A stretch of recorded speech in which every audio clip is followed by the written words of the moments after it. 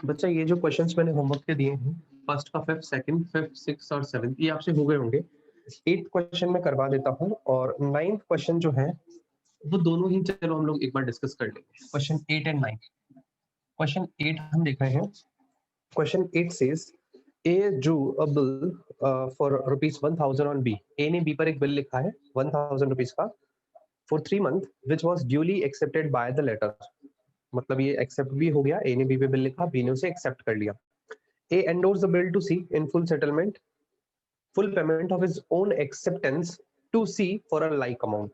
समझना, बी ने, समझो पहले, ए ने बी पर बिल लिखा, वो बिल ए के पास आया, ए ने वो बिल सी को एंडोर्स कर दिया। सी को एंडोर्स किसके लिए किया? सी से उसने पहले से कोई बिल एक्सेप्ट कर रखा था, उसी बिल के पेमेंट के बदले में अपने बिल दे दिया। समझना, ये बहुत अच्छी चीज है। अच्छा, आगे लिखा है C endorsed the bill, C endorsed the bill to B, और सी ने वो बिल फिर बी को एंडोर्स कर दिया। मतलब एक बार अब इसका एक छोटा सा ये फॉर्मेट इस तरीके से समझना, हुआ क्या है। ए ने पहले बी पे बिल लिखा, ठीक है, फिर ए ने वो बिल सी को दे दिया, ठीक है। क्यों दे दिया? क्योंकि ए ने कोई बिल सी से पहले एक्सेप्ट कर रखा था उसके बदले, और ये सी ने बिल अगेन बी को दे दिया। एरोस को समझना, अल्टीमेटली बी का बिल्स बी के पास ही चला गया। देखना इसके एंट्रीज आप समझना, बहुत मजेदार एंट्रीज होनी है। ये ए की बुक्स, बच्चा मैं बुक्स के लिए ना ऐसे आपको अलग अलग बनवा नहीं रहा फॉर्मेट में, बस मैं ए बी और ये सी की बुक्स यहाँ से स्टार्ट करूंगा थोड़ा सा नीचे से, ठीक है। आप देखेंगे जब ए ने बी पे बिल लिखा तो ए ने अपने पास एंट्री की B R account debit to B 1000। अब यहाँ पे गुड्स बेचने वाली एंट्री नहीं है, ठीक है। अब आगे लिखा है बी ने बिल एक्सेप्ट किया, तो बेटा बी एक्सेप्ट करेगा तो entry A account debit to bills payable 1000। ये बिल ए ने सी को एंडोर्स किया अपनी खुद की एक्सेप्टेंस के लिए। मैं आपको एक लाइन पढ़ करके सुनाता हूँ।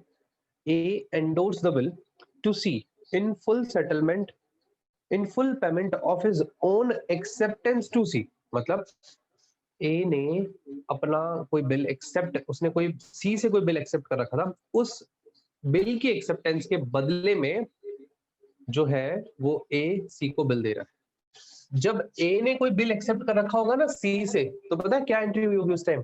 ए ने अपने पास कर रखी होगी C account debit to bills payable, C account debit. इसने अपनी बुक्स में पहले एंट्री की होगी, कौन सी एंट्री?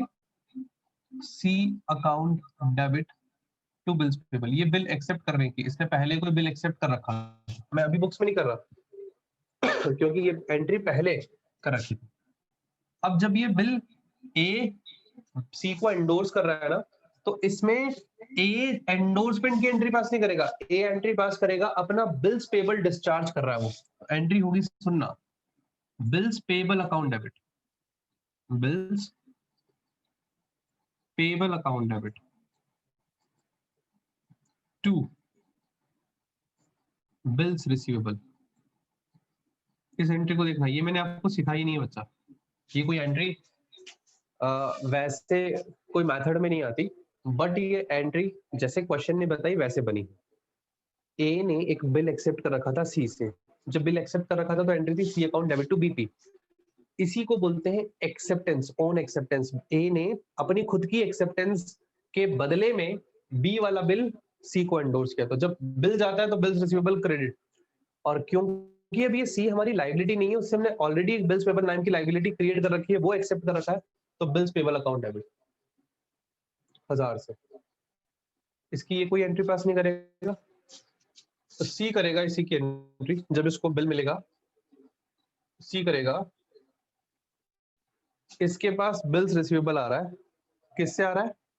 ए से, तो ये करेगा बिल्स रिसीवेबल अकाउंट डेबिट।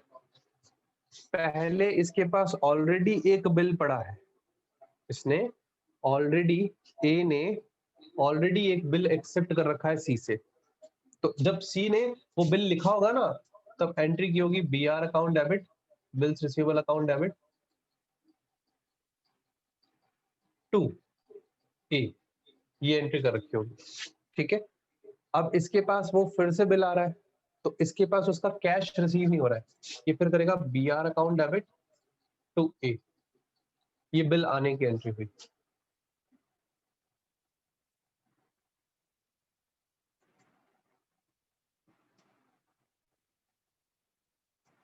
एक सेकंड रुकना बच्चा ना, एक लाइन का कंफ्यूजन है। A endorse the bill to C in full settlement of his own acceptance to C for a like amount. A ने बिल अपनी खुद की एक्सेप्टेंस के बदले में दिया, एक्सेप्टेंस के बदले में दिया तो BP टू BR होगा ही। जब बिल एक्सेप्ट कर रखा है तो इसने BR टू A किया होगा, ठीक है। यहाँ तक सही है, 1000 रुपए का बिल इसके पास आया, बिल आया। आगे इस बिल को फिर से सी ने एंडोर्स कर दिया बी को, क्योंकि सी के पास कैश तो आया नहीं ना, ये वाला बिल इसने एंडोर्स कर दिया बी को। बी को क्यों एंडोर्स किया होगा?